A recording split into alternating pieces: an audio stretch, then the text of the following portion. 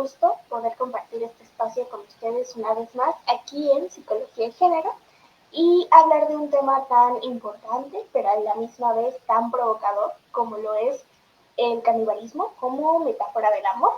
Y es que cuando escuchamos la palabra canibalismo, la reacción inmediata que suele ser es de rechazo, quizá un poco de miedo o repulsión.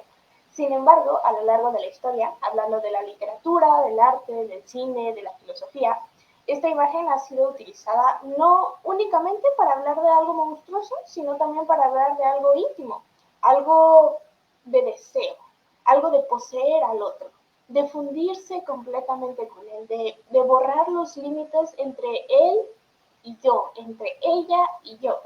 En esta ponencia los quiero invitar a mirar el canibalismo más allá de lo literal, sino como una metáfora de las formas extremas que hay dentro del amor y del vínculo humano. Y para esto tenemos a alguien que nos ayudará perfecto en este tema, que es la psicóloga Diana Valladares. Es la psicóloga por la UAP y también es maestra en procesos educativos en la Universidad UMO. Es psicoterapeuta en Psiconaura y es cofundadora de la Analéctica Lab, en donde se desarrollan mesas de diálogos con diversas temáticas, entre ellas lo que es el género, el terror y la identidad. Tiene un profundo compromiso social y se ha dedicado a las estrategias de intervención y educativas colectivas desde las pedagogías de la libertad. Es una fiel creyente del canibalismo como metáfora del amor, lo que será de gran ayuda en esta ponencia, asimismo como de la abyección como estado de la liberación humana. Es gran amante del café, las políticas profundas y las buenas historias, y hoy le vamos a dar una cordial bienvenida a Diana. Buenos Hola días. Mimi, ¿cómo estás? Tremenda presentación, belleza. Yo muy emocionada de estar aquí porque pues esta es mi casa, básicamente. Entonces, venimos así de sesiones muy espectaculares en lo que vamos en la semana. Nos quedan todavía dos sesiones, una hoy en la tarde y otra mañana. Entonces, muchas gracias por acompañarme en esta sesión, Mimi. ¿Cómo estás tú? Muy bien, muy emocionada de estar aquí. Me parece un tema increíble y qué mejor que tú para que nos expliques un poco sobre esto. Entonces, vamos a dar inicio a esta genial ponencia. Démosle. Vamos viendo qué tan genial parece la ponencia al final, porque, pues eso, ¿no? De pronto sí vengo a mencionar algunas cosillas controversiales y demás, pero ustedes síganme la corriente hasta el final. Claro que Entonces, vamos platicando algunas cosillas. Justamente, como mencionabas, ¿no? Vamos a platicar de, como tal, de la filosofía de lo liminal, que implica como estos cruces, estos umbrales que vamos a ir viendo un poquito más a profundidad, pero con la base precisamente de esto que entendemos y que interpretamos como, pues, una de las metáforas del amor más femeninas y más brutales, ¿no? Que tiene que ver con el canibalismo, ¿no? Y hablar directamente de cuerpo, deseo y abyección alrededor de lo que planteamos, ¿no? Como base para estas sesiones, que el cuerpo es uno de los primeros territorios que hay que entender y que hay que leer como un espacio abyecto. Entonces, básicamente lo que mencionabas al inicio, ¿no? O sea, aquí se propone como esta lectura pues muy filosófica, muy estética del amor como un fenómeno liminal en sí mismo, ¿no? El canibalismo tomado como metáfora pues se vuelve esta disolución de los límites entre quién soy yo y quién es el otro, la otra, le otro.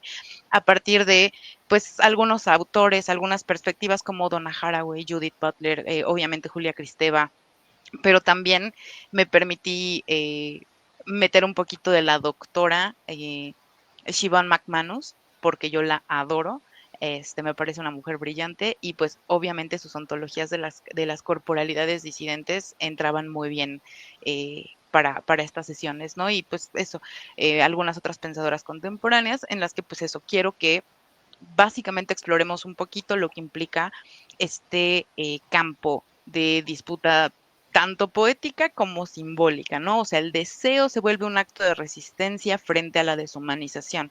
Estamos en un periodo de mucha inmediatez, mucho consumo de cuerpos, consumo de afectos, consumo de erótica muy rápido, y entonces en este proceso de amar y de desear como una resistencia a esa deshumanización, pues planteando la imagen del amor como algo caníbal, ¿no?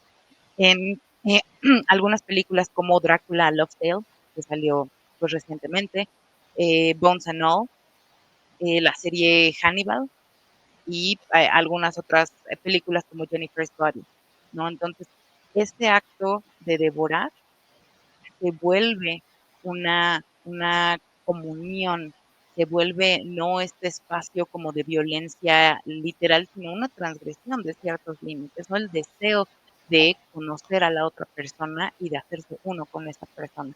Sí me es importante que dejemos bien en claro esta cosa, ¿no? O sea, no se trata de que romanticemos la violencia y mucho menos el feminicidio, ¿no? De pronto había como estas, estas ideas, estos comentarios de que la metáfora en sí misma, así como esta idea de devorar al otro, de consumir al otro en una dinámica relacional, pues se puede volver violento, ¿no?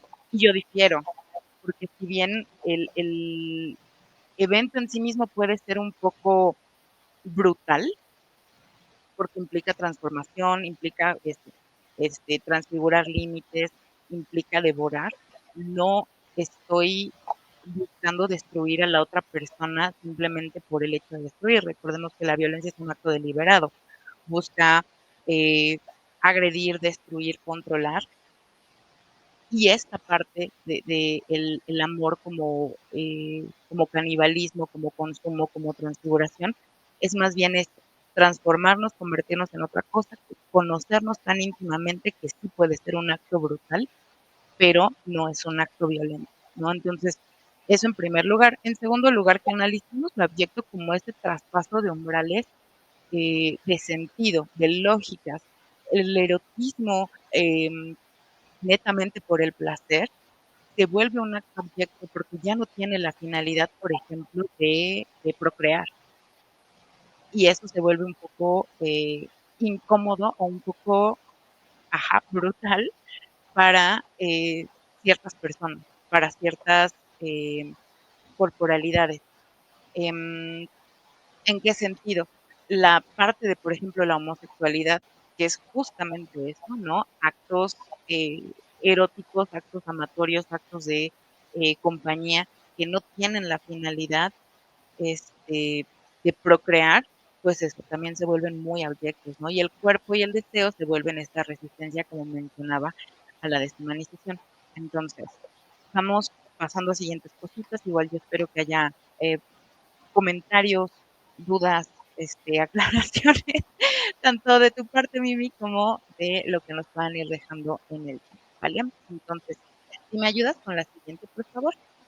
Vamos a Claro que sí. platicar de lo liminal como un espacio de pensamiento. Te dejo para que hagas lo que mejor sabes hacer. Perfecto. Si no, o sea, en cualquier, va, si no de cualquier forma, eso, podemos dejar únicamente de que la presentación, para que no se me distraigan tampoco con nuestras caritas preciosas y Claro que podamos sí. tú y yo seguir platicando aquí como en el fondo. Pero eso, pasamos a la que sigue. Mimi. Cuando hablamos de filosofía de lo liminal, es precisamente esto que mencionaba. Lo liminal, la línea, es este umbral, es un espacio donde todas las formas de lo cotidiano, de lo conocido, de lo normalizante, se disuelven y entonces lo humano se va a desbordar en sí mismo. Ya vimos varias sesiones, varias ponencias anteriormente y todavía quedan otras dos en las que explorar esto. Por eso es que no me quiero meter tanto como en esta parte, ¿no? De cómo es que la propia Cristeva nos delimita o nos explica o manifiesta lo que ella entiende y lo que ella construye alrededor de su concepto de la abyección. ¿No? Entonces, quiero irme a cosas un poco más específicas. Lo liminal, entonces, es este umbral, el entre de espacio como tránsito. No es como simplemente voy a brincar al otro lado y ya está, ¿no? Aquí lo que estoy haciendo es, vamos a bailar un ratito como en este puente entre lo que es y lo que puede ser. Entonces, si vemos la siguiente, por favor, Mimi. Aquí voy a poner algunas de las teorías, algunos de los teóricos académicos que pues han hablado de esta cuestión de lo liminal y desde donde yo estoy construyendo pues esta idea en la que quiero que me sigan, ¿no? Primero, Víctor Turner en The Ritual Process, desde la antropología, ¿no? O sea, este término nos designa este momento de tránsito donde las identidades se van a suspender. Sin embargo, en la propuesta de Turner, la liminalidad, perdón, se radicaliza. No es una fase, sino una forma de existencia. Yo me mantengo permanentemente en este tránsito constante entre lo que es y lo que puede ser. Donna Haraway tiene muchísimos trabajos, justamente el martes me parece, en la sesión de Entre órganos y cosmos con mi hermano del alma, Armando, el doctor Armando Zacarías, ¿no? Hablaba un poco en esta diferencia entre lo que es los cyborg y los cyborgs, ¿no? En el manifiesto cyborg de Donna Haraway, la filosofía de lo liminal concibe al cuerpo más como una interfaz y como un ensamblaje, o sea, es este territorio hibridado, donde sí la parte tecnológica, pero también lo erótico y lo simbólico van a converger. Es decir, nos estamos consolidando y nos estamos construyendo precisamente desde la tecnología, lo simbólico, pero también el erotismo. Judith Butler en Géneros en Disputa nos aporta esta noción pues de la performatividad, ¿no? Que es una de las aportaciones teóricas más importantes, por lo menos de las últimas décadas alrededor del género, pero también de todo lo que implica precisamente esta noción de la identidad, de cómo el cuerpo se convierte en un acto reiterado que nunca va a lograr completarse, porque el género está sujeto a un tiempo, a un espacio, a una cultura, a una condición específica. Un ejemplo que siempre les pongo es esta cosa de, no es lo mismo ser una mujer en el centro del país, o sea, de México, en 2025, que ser una mujer en el norte del país, o una mujer en el sur del país, o una mujer de una comunidad, este, incluso afromexicana, indígena, en 2025. Las construcciones y las constituciones de lo que implica el género son diferentes, incluso estando compartiendo a lo mejor un tiempo-espacio, pero no compartimos culturas, no compartimos estos ensamblajes simbólicos, ¿no? Entonces, nunca logra completarse lo que implica la performatividad desde el acto reiterado que es el cuerpo, según Judith Butler. Julia Kristeva en Poderes del Horror nos introduce precisamente la idea de la abyección como una frontera, aquello que se expulsa para mantener la pureza del yo, pero que constantemente va a estar retornando como deseo y como fascinación. Entonces, estas, estos deseos, estos momentos en los que deseo hacer algo desde la pura y salvaje libertad, pero que socialmente o culturalmente no se me son permitidos hacer o perseguir o siquiera desear, a lo mejor los voy a tratar de expulsar de todas las maneras posibles. Teniendo esta idea, por ejemplo, de las violencias hacia lo desconocido como mm, la homofobia, ¿no? La misoginia. Estos odios a las otredades que experimentan cosas que a lo mejor nosotras, nosotros, nosotres en nuestro fuero interno deseamos experimentar. Por ejemplo, la construcción de intimidad, por ejemplo, el homoerotismo, por ejemplo, la posibilidad de incluso performar, vestirnos, experimentar en nuestros afectos, en nuestra forma de construirnos físicamente, pero que socialmente, culturalmente tenemos que rechazar, lo vamos a hacer de maneras muy violentas, porque entonces nos damos cuenta de que este puente, este paso liminal de lo que soy y lo que podría ser es bien delgadito. Sin embargo, constantemente retornan como de su fascinación. Aquí un dato random alrededor de esta idea justamente desde la homofobia. Se han hecho estudios en los que se escanea el cerebro de personas, sobre todo hombres, que se enuncian directamente como homofóbicos y que tienen estas pues ideas y construcciones súper violentas y recalcitrantes contra la homosexualidad, los ponen a ver contenido para adultos, contenido pornográfico, homosexual, y el 100% de los candidatos a los que se les hizo este escaneo del cerebro, los centros de placer y los centros de deseo son los que se iluminan en sus cerebros, ¿no? O sea, sí hay una cosa que les resulta atractiva o que les resulta excitante de ver esos intercambios, esas interacciones sexuales desde la homosexualidad. Entonces es una cosa muy fascinante y muy fantástica. Y por último, les decía que quería justamente hablar de estos cuerpos disidentes desde lo que nos propone la doctora McManus, que tiene que ver con la liminalidad del cuerpo, que se entiende como una práctica de cuidado, pero también de reapropiación del espacio sensible. Es decir, se me dan muchas directivas y se me dan muchas pautas a nivel social, a nivel cultural, de cómo debe ser el cuerpo, cómo debe ser la identidad, el cómo pienso, el cómo siento, el cómo actúo, el cómo, pues sí, el cómo performo en una generalidad para que las otras personas me validen en ese performance. Sin embargo, para la doctora McManus, esta liminalidad del cuerpo se convierte en una práctica de cuidado tanto comunitario como de autocuidado, pero también reapropiarse de lo que se entiende como la propia identidad y las identidades ajenas. Entonces, desde aquí es que vamos a construir, ¿no? Desde esta constelación, el pensamiento liminal, pues básicamente no estoy buscando que cerremos definiciones, sino justo que habitemos esas fisuras, que nos quedemos en esta parte liminal, sí entre el placer, pero también entre el dolor, sí entre lo humano, pero que sepamos que existe también ahí lo monstruoso, que está lo erótico y que dentro de lo erótico también podemos encontrar abyección. Entonces, pasamos a la siguiente, Mimi, por favor.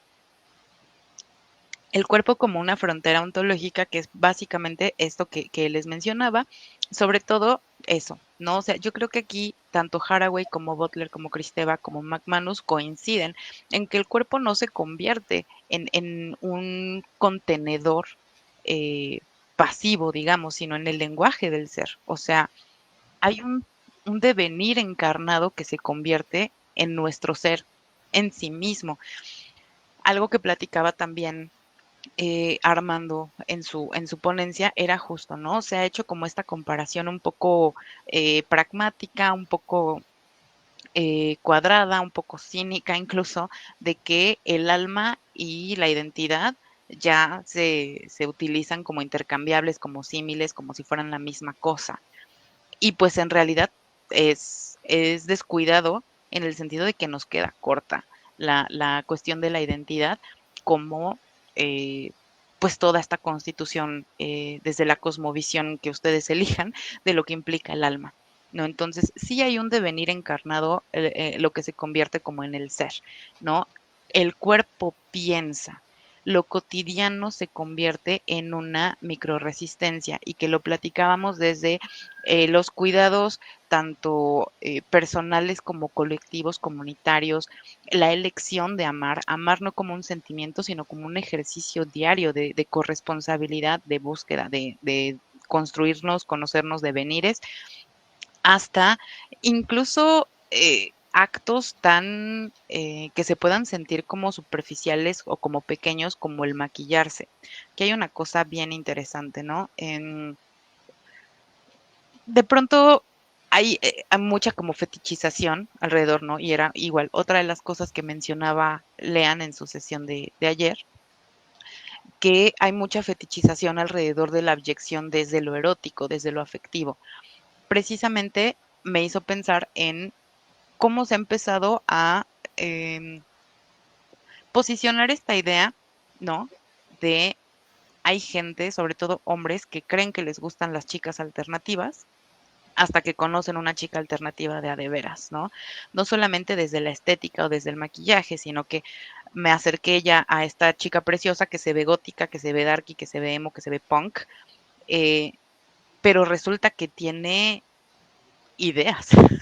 Resulta que no solamente es esta cara bonita o esta corporalidad, este performance exótico, sino que tiene posicionamientos políticos bien específicos, que tiene reflexiones filosóficas, desde las la comunidad, lo sexoafectivo, lo personal, lo individual, bien profundas y bien robustas, incluso a nivel académico, y entonces descubro que ya no me gusta tanto porque me confronta entonces con mi propia simplicidad, me confronta entonces con esta imposibilidad que tengo de pensarme y reflexionarme a mí mismo y enunciarme a mí de otras maneras, más allá de esta fetichización de la mirada masculina que yo le tengo a esta corporalidad que de facto leí como, pues eso, ¿no? Alternativa. Entonces, pensar el ser desde esta experiencia encarnada implica que renunciemos a la abstracción del sujeto,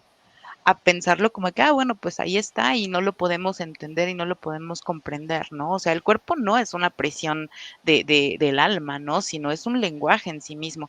Cómo me enuncio y cómo me construyo desde mi corporalidad, yo lo he compartido en momentos, la manera en la que yo elijo modificar mi cuerpo, desde los tatuajes, desde las perforaciones, desde el maquillaje, desde el performance que yo llevo a cabo desde mi cuerpo, es un lenguaje y en él se inscribe una historia, una perspectiva política, una memoria, pero también un deseo.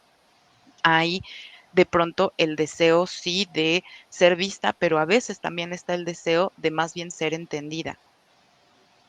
Puede existir también el deseo de no querer vulnerarme o de que no se me acerquen, o por otro lado, de ser acercada desde otra perspectiva que no sea netamente la estética de la normalidad, de la centralidad, ¿no? Entonces Butler justamente nos dice, el cuerpo es un proceso que se materializa de forma regulada, pero también es un espacio de fuga. Entonces, nuevamente nos encontramos con estas liminalidades, porque no es que haya eh, no es que sea ilógico o no es que estemos diciendo primero una cosa y luego la otra, sino más bien las dos pueden existir y coexistir y retroalimentarse. En esta resistencia no siempre se va a, a manifestar, o estas resistencias no se van a expresar de maneras como grandilocuentes todo el tiempo, ¿no? A veces puede ser, decíamos, desde lo cotidiano, desde el elegir llorar en momentos específicos, elegir vulnerarme de veras sin tener que hacerle estética o digerible mi emoción a nadie,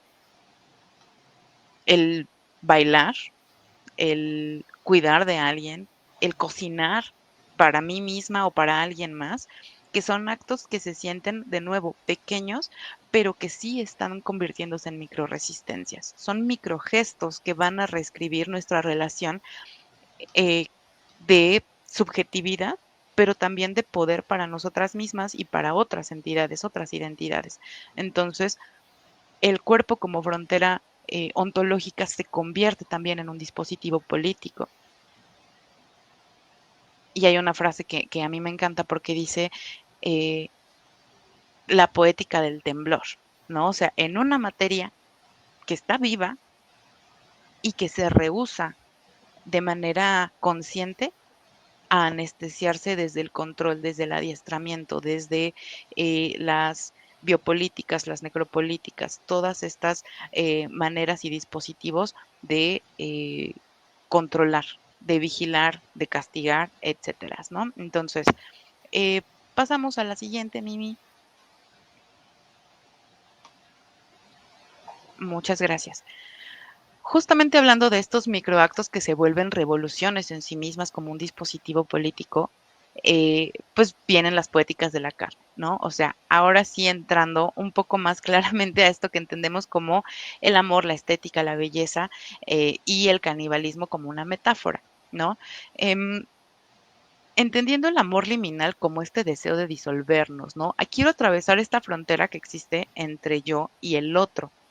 Hay cuestiones que nos van a prevenir de poder entender a la otra persona en su totalidad y que muchas veces tienen que ver con restricciones propias, ¿no? O sea, con sesgos, con miedos, con prejuicios, pero también están las problemáticas, digamos, materiales, ¿no? Como el cuerpo, a lo mejor a veces incluso la distancia, a lo mejor otros sistemas como el capitalismo voraz que me impide estar con mi persona amada tanto como yo quisiera estar, o con mis personas amadas, mis vínculos importantes, tanto como yo quisiera estar. Entonces, el amor liminal se convierte en esta resistencia de cómo disolvemos esta frontera que sigue existiendo entre tú y yo, ¿no? Em, Amar es devorar para comprender y de nuevo, recalco esto y no lo puedo recalcar lo suficiente, es esta, no es esta cuestión violenta de querer dominar al otro y de querer destruir al otro. Es más bien eso, quiero hacerte tan parte de mí que deseo convertirte en un pedazo de mí también, ¿no? O sea, el amor entendido desde lo liminal, pues es un acto de disolución ontológica. En la tradición occidental, el amor romántico se ha narrado, ¿no? Desde esta idea como de fusión ideal, ¿no? Sin embargo, en la versión de lo liminal que estamos queriendo como conceptualizar ahorita, esa fusión adquiere más bien un carácter caníbal, es decir, hay una comunión que devora la frontera entre los cuerpos y que es esta cosa que, por ejemplo, vemos incluso en la Eucaristía, ¿no? O sea, es una relación tan íntima, tan simbiótica de te dejo entrar en mí y me permito ser poseído por ti, que en un acto caníbal te devoro, pero desde el amor, desde hacer comunión, disolviendo esta frontera entre quién eres tú y quién soy yo. El canibalismo como metáfora, de nuevo, no busca justificar estas violencias, sino pensar el deseo como este conocimiento carnal, ¿no? O sea, Cristeva nos dice que lo abyecto se vuelve este momentum en el que hay una fascinación por el límite y no por transgredirlo necesariamente, sino por verlo, por habitarlo incluso, ¿no? En esta película de Bones and All, en la que sale Timothy Chalamet, ¿no? El amor entre Maren y Lee nos va revelando que devorar al otro de manera simbólica, ¿no? Intenta, o es un intento de entenderle desde adentro, metabolizar su alteridad. ¿Cómo le hago para que tú y yo nos podamos comprender tan profunda y tan íntimamente que justo lo que busco es metabolizar tu diferencia, tu alteridad, para que ya no haya esta frontera entre uno y otro, ¿no? De manera similar, les decía en esta serie de Hannibal, eh, la relación que hay entre Lecter y Will Graham es es una erótica de la simbiosis y es una cosa muy fantástica porque, de nuevo, a pesar de que nunca vemos explicitada la consumación de esa dinámica homoerótica, hay demasiada tensión y hay demasiado subtexto que nos hace saber y que nos hace eh, sentir esta tensión y leer esta tensión como justo. Aquí hay afectos eróticos, aquí hay afectos, eh, sí de cuidado también, sí de amor también, pero particularmente eróticos, ¿no? Y esta erótica de la simbiosis es el encuentro entre no un depredador y una presa, sino entre un depredador y su espejo.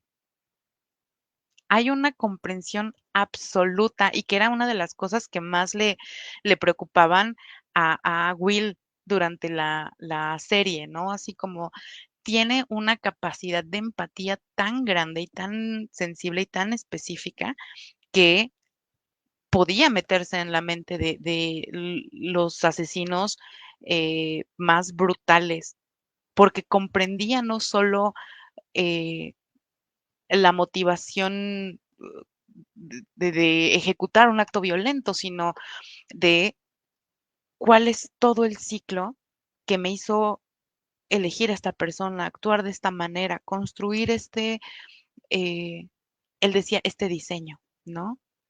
Este es mi command, este es mi diseño. Entonces, cuando se encuentra con Hannibal, cuando se encuentra con la obra, la violencia, incluso la brutalidad de Hannibal, se topan depredador y espejo.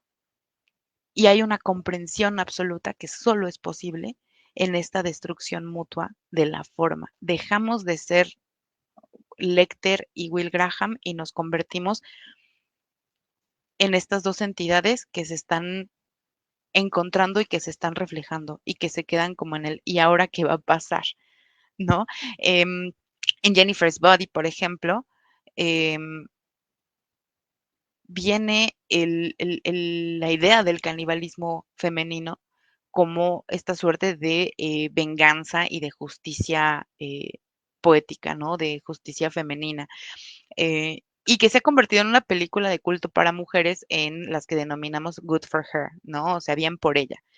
Em, el canibalismo femenino en Jennifer's Body adquiere todo este tono justamente como de una revancha simbólica porque es una mujer monstruosa, monstruosa de a de veras, devorando a hombres que la convierten en objeto, que desde la mirada masculina a ella la leen única y exclusivamente como un objeto al que van a poder consumir y entonces subvertimos esta percepción, subvertimos el consumo de algo simbólico que es objetificar su cuerpo a una cosa para devorarlo simbólicamente a la transgresión hacia el acto abyecto de justicia poética de literalmente consumirte a ti y convertir tu cuerpo masculino en un objeto de consumo físico eh, encarnado para mí, ¿no? Es una cosa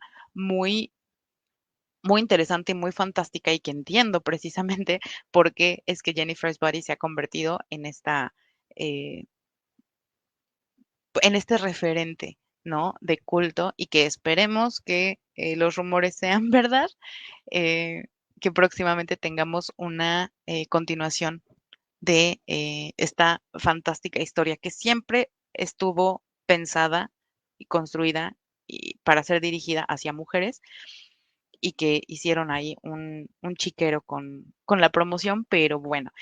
Y pues más recientemente, Drácula a Love Tale. Aquí la figura del vampiro nos va a encarnar esta tensión entre amor, muerte y consumo, ¿no? Amar como una necesidad de absorber al otro para sobrevivir, ¿no? El vampirismo como metáfora de amor inmortal y consumo es una cosa también fantástica y muy femenina. También recientemente platicamos de eso en un conversatorio y decíamos, esta idea de este amor vampírico es tan atractiva para las mujeres porque venimos de desear este tipo de dinámicas justo en las que pues esta parte liminal se destruya entre tú y yo, ¿no?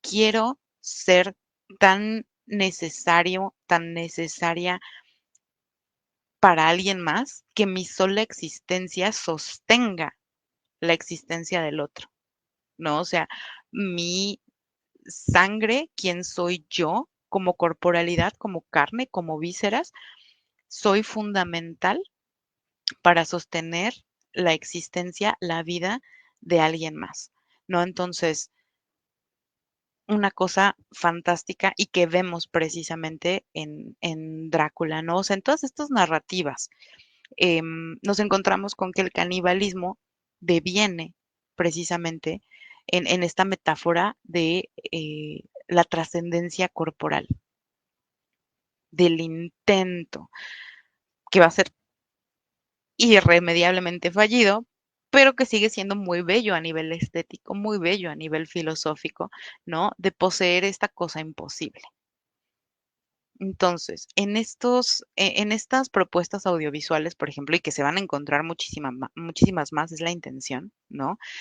Pero en este sentido, eh, en la propuesta narrativa, amar es un acto de antropofagia, simbólica, por supuesto, simbólica, eh, pero se trata de eso, ¿no? O sea, es un acto antropofágico de devorar para devenir con, para convertirme en parte de o que se conviertan en parte de mí.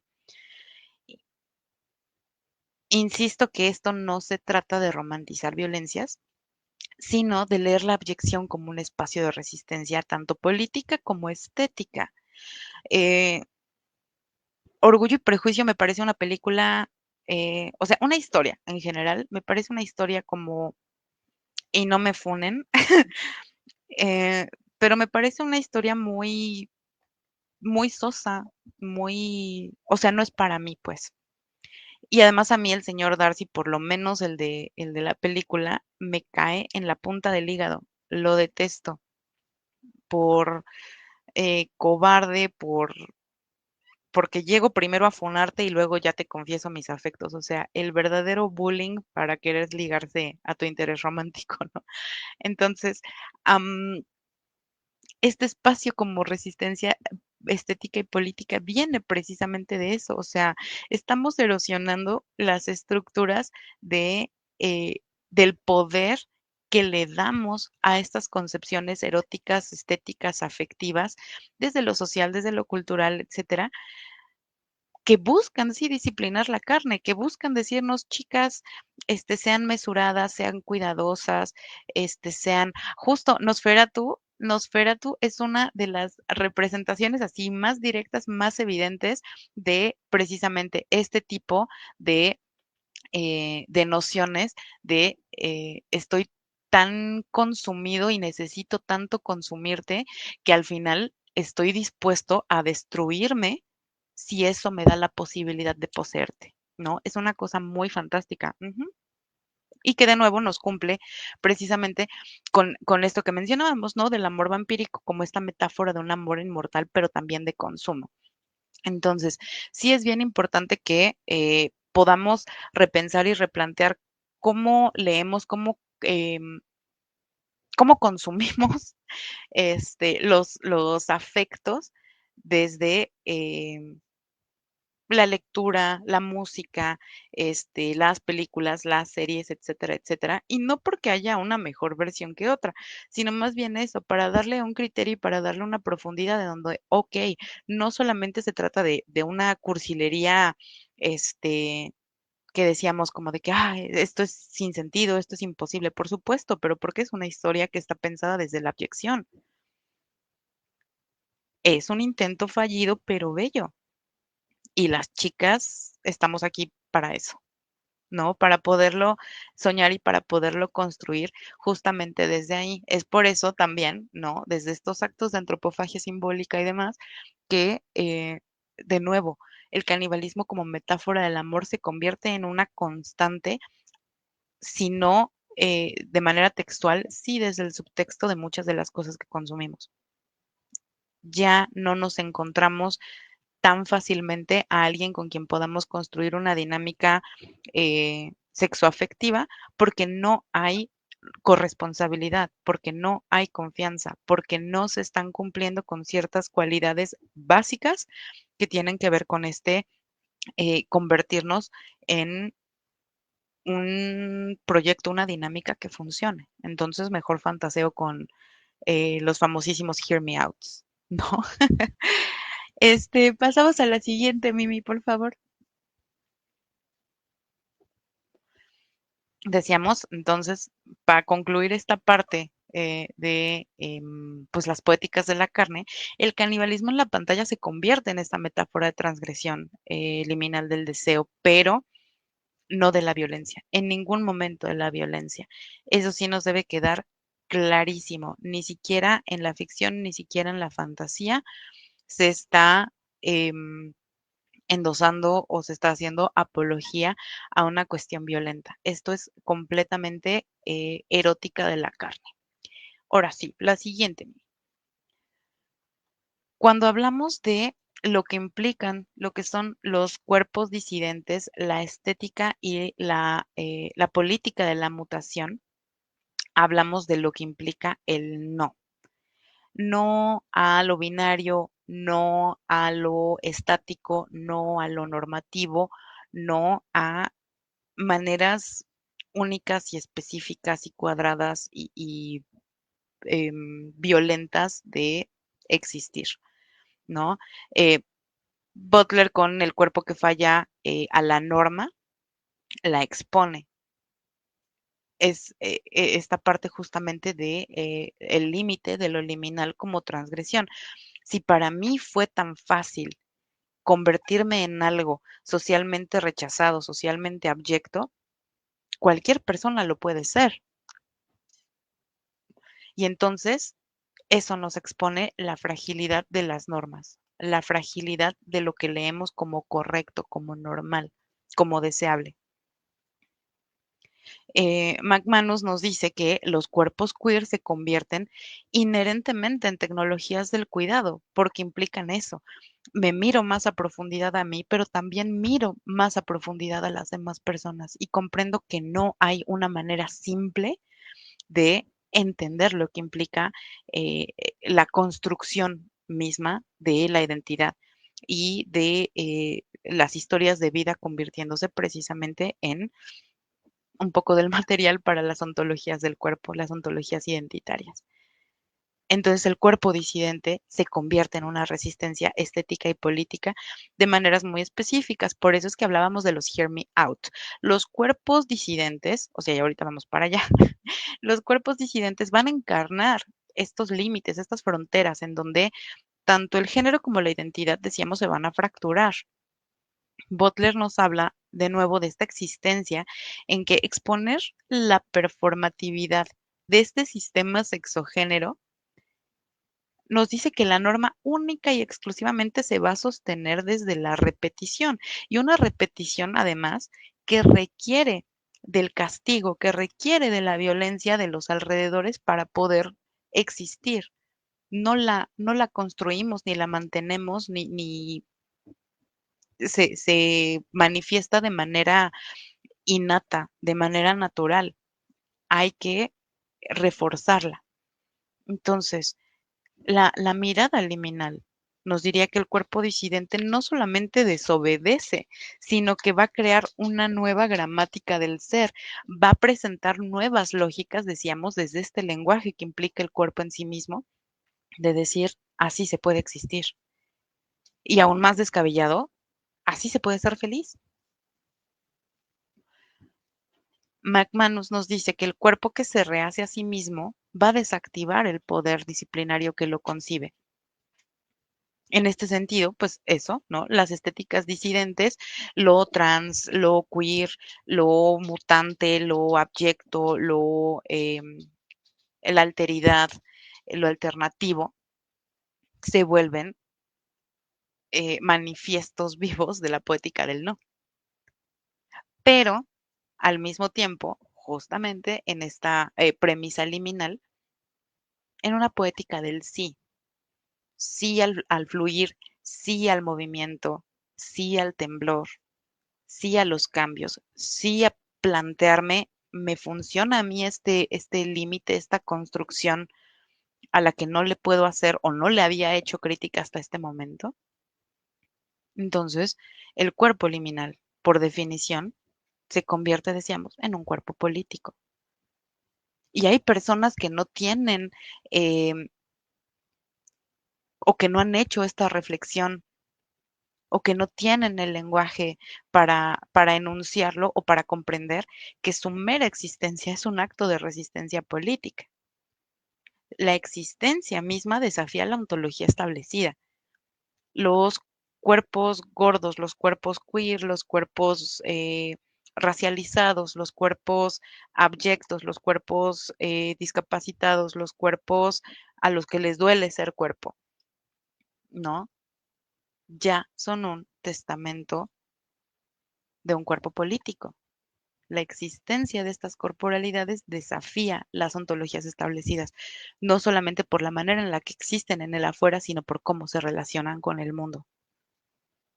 También desde estas políticas, decíamos, de lo erótico, de lo poético de la carne, la manera en la que nos comunicamos con el mundo, en la que nos leen, nos cuidan, o nos aman o nos rechazan, también es parte justamente de todas estas maneras en las que empezamos a concebirnos y a leernos a nosotros mismos como corporalidades políticas, deshaciéndonos justamente en una estética disidente que construye una poética del no, pero también del sí. ¿Cómo es que se construyen esas ontologías establecidas? Desde la biopolítica, desde el biopoder, desde todas estas violencias estructurales que nos adiestran, que nos dominan, que nos piden que seamos de una manera específica, pero entonces nosotros en estas, incluso repito, desde las micro resistencias de lo cotidiano del día a día, hacemos una reapropiación del cuerpo, ¿no? El cuerpo debe ser el primer territorio político, el primer espacio a reclamar, a reterritorializar. Foucault en la historia de la sexualidad nos dice justamente que la biopolítica convierte la vida en un objeto de administración, pero también el cuerpo puede rebelarse. Em, la corporalidad como primer territorio colonizado, por ejemplo, por el Estado, por la moral, por el capital, por la religión, nos va generando todos estos sesgos y todas estas creencias que nos van adiestrando, que nos van orientando a convertirnos a una cosa específica, ¿no? Y que eventualmente llegamos a este punto de quiebre, nuevamente a este espacio liminal de tránsito en el que nos podemos replantear cómo es que puedo revelarme, ¿no? Resistir desde el cuerpo va a implicar que reprogramemos y reflexionemos alrededor de lo que implica la obediencia. A mí por eso esa palabra me sienta terriblemente mal, tanto con padres de familia como con docentes eh, que buscan y que utilizan esa palabra para sus estudiantes o para sus infancias, sus crías, sus adolescencias,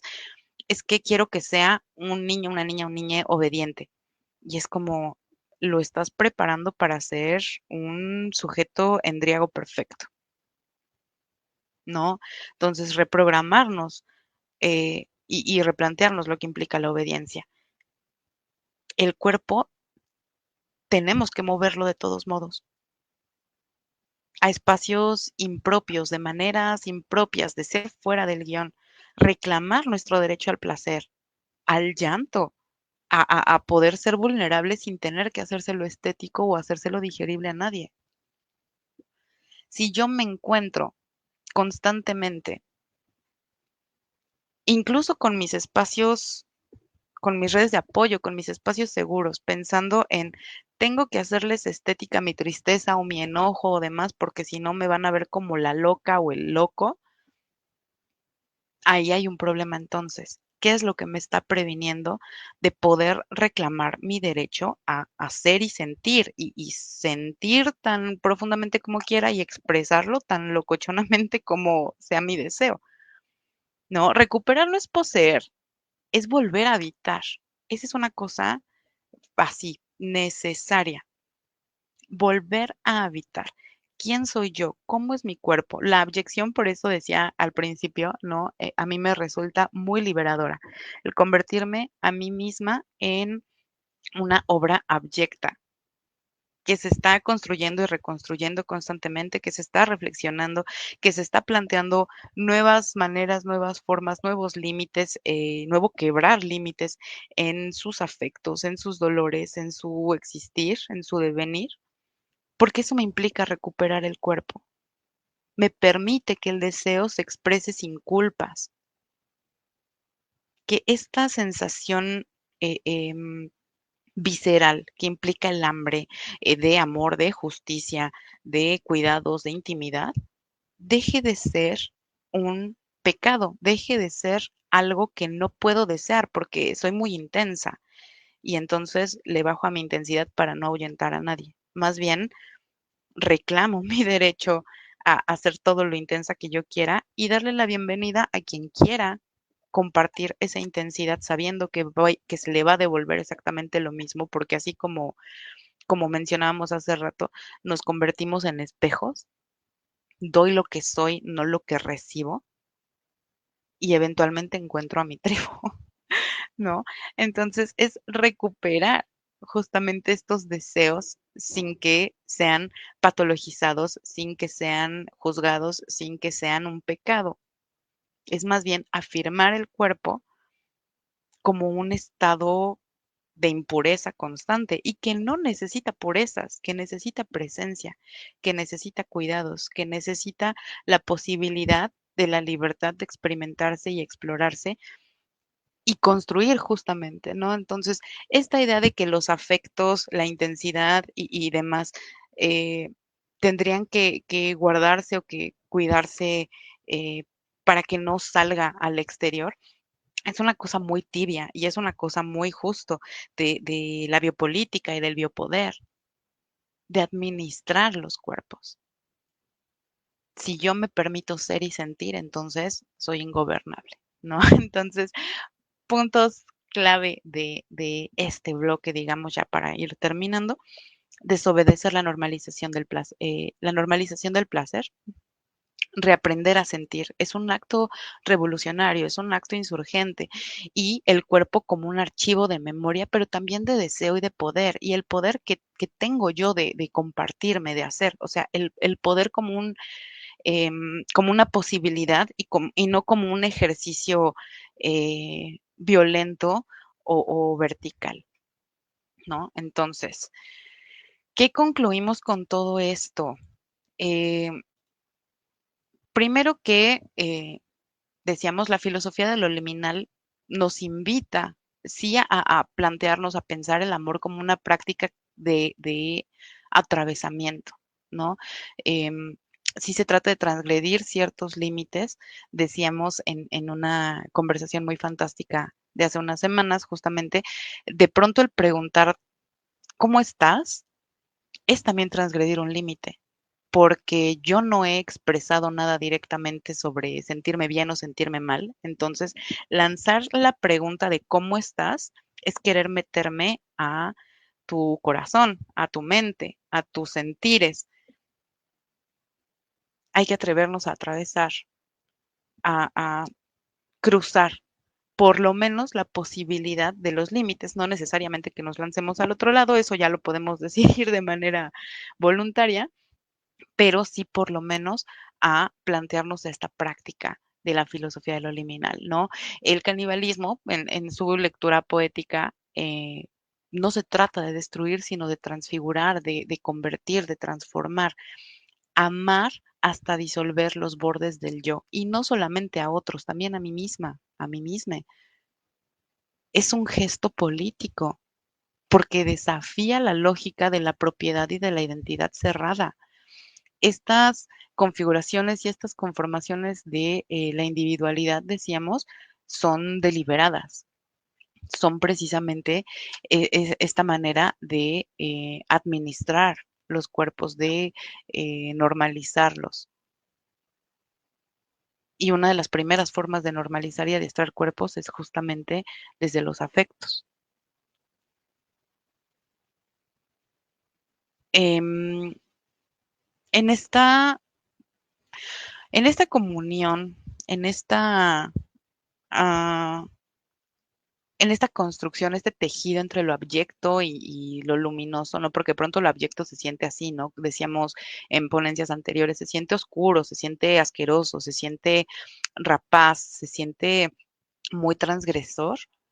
El amor también nos salva eh, de alguna manera, pero sin la intención de ser víctimas. O sea, no es ese tipo de salvar ni es ese tipo de redención. El amor devora para comprender. No estoy buscando convertirte en tu mejor versión, no estoy buscando justo en esta mala práctica que tenemos de pronto las mujeres de convertirnos en el yo puedo cambiarlo. Con mi amor va a dejar de ser este monstruo, no. Es mi amor no busca salvarte ni redimirte, sino devorarte para comprenderte quién eres, por qué eres así. Y desde ahí viene una cosa muy fantástica que tiene que ver con la elección. No te estoy pidiendo que cambies, te estoy amando incondicionalmente, pero me estoy amando también incondicionalmente a mí. Eso es el límite, en el lugar en el que te amo sin dejar de amarme a mí y elijo si me quedo o me voy, si continúo a construir o me retiro a hacer otra cosa. Entonces, en este acto el cuerpo eh, es el único lugar en donde la existencia se vuelve real, pero también se transforma, arde, se consume y se vuelve un umbral, un espacio límite. El amor cuando devora no mata. transfigura. Esa es como la conclusión a la que yo llego con esta sesión.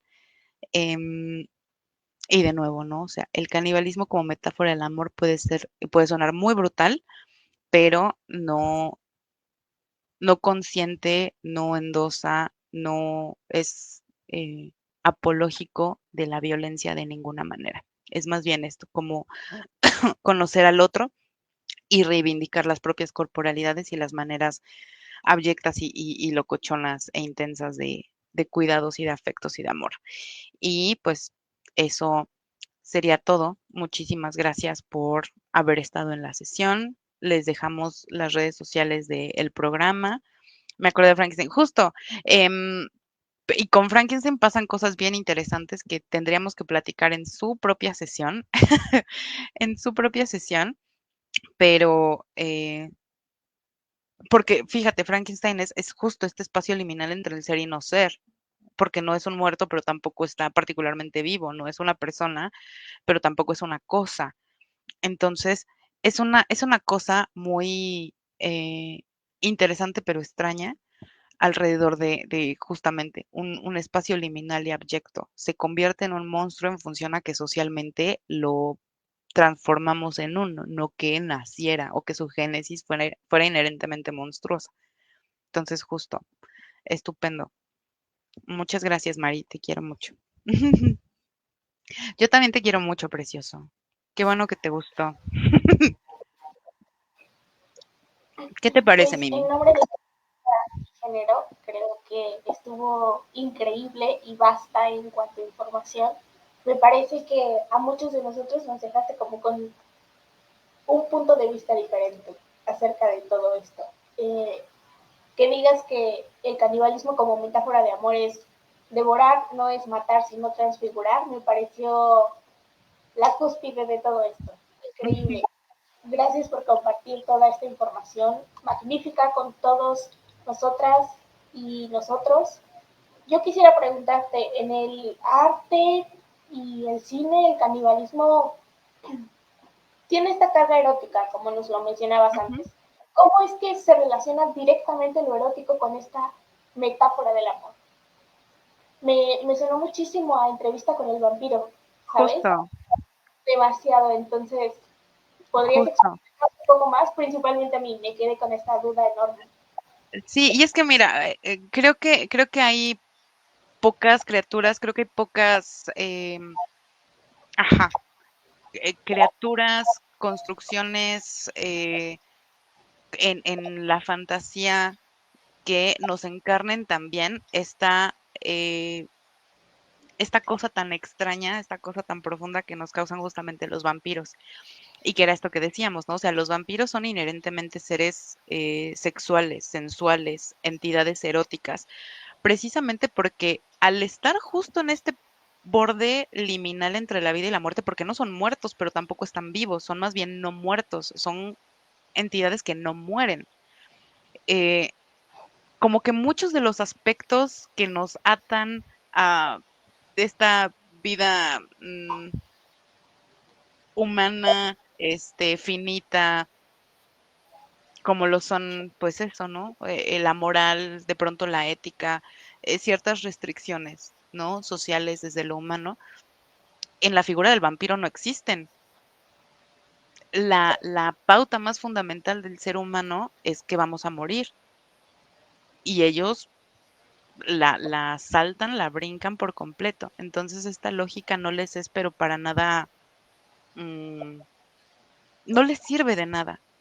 Los límites de lo humano, repito, desde lo moral, desde lo ético, no sirven de nada. Entonces, construyen afectos y construyen deseos de manera muy, muy diferente a lo que nosotros podríamos pensar. O sea, volviendo eh, a entrevista con el vampiro particularmente, ¿no? A mí, por ejemplo, y hace no mucho volví a leer el libro por un club de lectura con unas amistades y decíamos qué mal nos cae Luis porque pasa todo el tiempo estando tan triste o sea, anhelando volver a sus cadenas, me explico, anhelando volver a estos límites de lo humano, de lo moral, ni siquiera de lo ético, de lo moral. porque se lee ahora como un monstruo. Y se lee como un monstruo de nuevo porque ya no tiene estas cadenas, ya no tiene estas limitaciones. Y por otro lado, Lestat se desató por completo y él la rienda suelta a sus deseos, a sus filias y fobias por igual, ¿no? Entonces, creo que construir el amor desde esta idea, ¿no? La dinámica que tienen justo Luis y Lestat es muy homoerótica, ¿no? Lo sabemos. eh, que de nuevo nunca se explicita porque Anne Rice fue una cobarde, pero que sabemos que está ahí, que el subtexto está ahí. Pero aquí, por ejemplo, el canibalismo sí es literal en el sentido de que me alimento de ti y te transformo en otra cosa, en un igual a mí, pero a la hora de tener como este libre albedrío, de todas formas, no nos reflejamos en ningún momento. Luis y Lestat son precisamente dos caras de la misma moneda que a pesar de que se atraen ya como un designio del destino, por lo que implica quién es vampiro y quién convierte y demás, eh, sí hay mucho esta unificación desde lo erótico, porque lo leemos y sentimos esa tensión, pero los afectos aquí, el canibalismo sí tiene una intención de destruir, porque quien lo lleva a cabo es Lestat, y Lestat ya no tiene ninguna limitación. Lestat no puede sentir amor, está condenado a no sentir amor, a no poder construir cuidados. Entonces lo que hace es querer performar esta idea como de familia y construye a Claudia, ¿no? Para darle algo que hacer a su figura femenina, que era Luis, ¿no? Entonces, creo que hay mucho erotismo eh, en esta dinámica vampírica específica, pero amor en realidad no hay. Hay mucho deseo, hay mucha limerencia, hay mucha infatuación desde el deseo, desde lo erótico, pero amor como tal no hay. Creo que ahí el canibalismo sí se construye y se sostiene de manera em, como muy literal. Habría otros libros, otras películas de vampiros que creo que te gustarían más, en las que se explicita mejor justamente esta cosa entre lo erótico, lo afectivo y el amor, justo haciendo evidente que para los vampiros el canibalismo no es metáfora, es una cosa literal, de eso viven, ¿no? Entonces, sí, creo que Entrevista con el vampiro en la película es mucho más intensa en este sentido que en el libro, la verdad. Ok. Muchísimas gracias. Aquí Mari nos pregunta que si recomendarías leer Drácula. Depende de qué estés buscando. O sea, Drácula de Bram Stoker es una gran novela. eh, es muy homoerótica, de hecho, pero no se parecen. O sea, las películas que hemos visto en los últimos 30 años son reinterpretaciones muy heterosexuales. Entonces, sí estaría muy padre que pudieras leerlo, pero también que tengas conciencia de qué es lo que estás esperando encontrar en el libro, porque no se parece, pero para nada a ninguna de las tres reinterpretaciones que hemos tenido, con tres Dráculas hermosos y fantásticos, pero dolorosamente heterosexuales, porque Bram Stoker no era heterosexual, no escribió Drácula para ser leída como una historia heterosexual, y es eso, son reinterpretaciones que no son fieles, digamos, a la novela. Y pues muchas gracias en nombre de Psicología y Género por esta magnífica ponencia, Diana. Y los invitamos a seguirnos nuevamente en todas nuestras redes sociales, aquí en Psicología y Género, en Facebook, en Instagram.